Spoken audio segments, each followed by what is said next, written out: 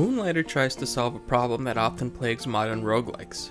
By breaking up the tedium of dungeon crawling with shop management, it literally brings value to the items you collect on your dungeon runs.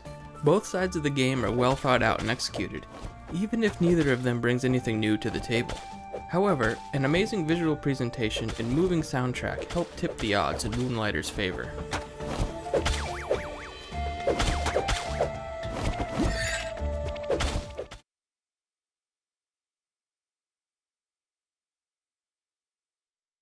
You play as Will, the white-haired proprietor of Moonlighter, the only shop left in a small town that's seen better days.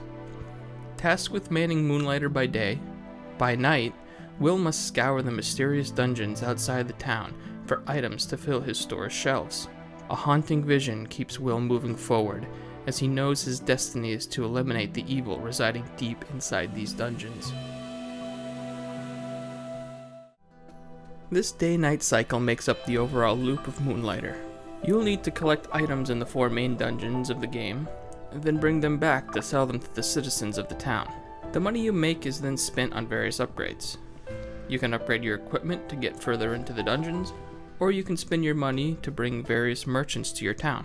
Some of these merchants are key to making progress, like a blacksmith that lets you buy and upgrade your weapons. Others are less important, like a retailer who upsells various items that may be difficult to acquire otherwise. Early on, the cost of everything seems staggering, but it becomes easier to earn a small fortune once you settle into the game's flow.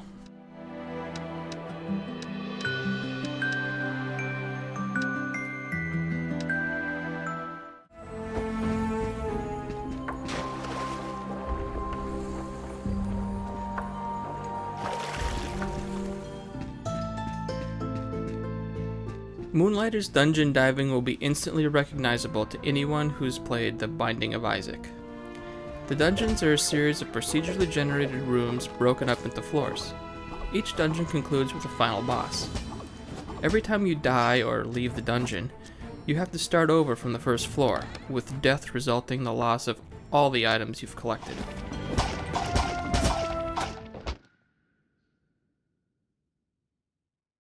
This leads to a constant battle of risk versus reward. You're inspired to push forward, but doing so may result in an untimely death and a wasted run. Moonlighter does unfortunately fall into the typical trappings of these types of roguelike dungeon crawlers. If you happen to get stuck on a particular dungeon and are forced to replay the same levels over and over, you may feel like you aren't making any progress. And while the dungeons are technically laid out differently every time you enter, you will begin to notice the same room layouts and enemy placements. Thankfully, these moments of tedium are few and far between, because even the smallest equipment upgrade can have a significant impact on the combat.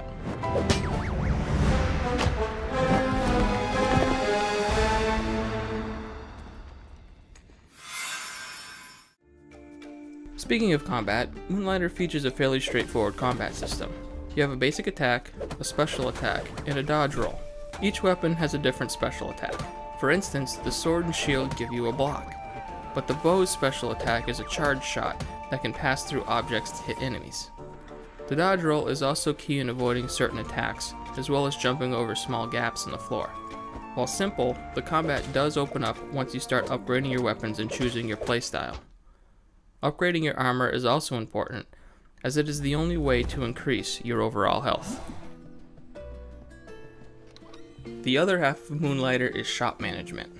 After scouring a dungeon, you have to bring your items back and sell them in your store. After choosing which ones to hold on to and which to sell, they go on the shelf and wait for a prospective buyer. You have to set the price of each item, and as customers peruse your wares, they will smile, frown, or cry based on whether the price is too high or too low. Thankfully, the game keeps track of the ideal price for each item, so it makes restocking your shelves easy. Much like the dungeons, this portion can also get tedious over time once you figure it out. There's very little nuance to setting prices, and while you can raise them based on popularity, the amount you stand to make is rather insignificant. You do have to keep an eye out for thieves, however, but even that wears thin after a while.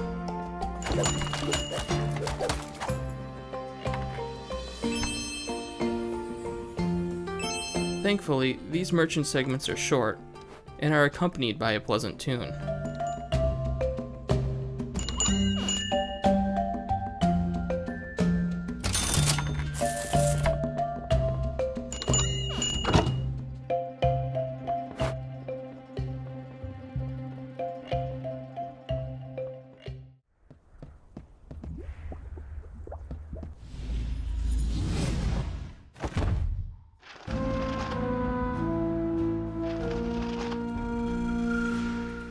In fact, all of the music in Moonlighter is outstanding.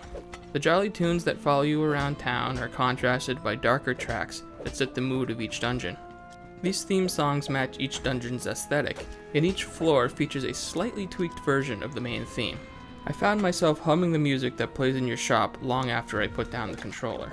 The game's pixel art style complements the game's stellar soundtrack. It may not do anything unique, but it is remarkably detailed, and gives the game a soft, fantasy look. The dungeons are where the art really shines. From the man-made stone structures of the Golem dungeon, to the organic, living walls of the Forest dungeon, the visuals never get boring. The enemy and character designs are also great, allowing you to immediately identify threats upon entering a room. I just wish you interacted more with the citizens of the village, because visually, they are all distinct and expressive, but don't really have much to say.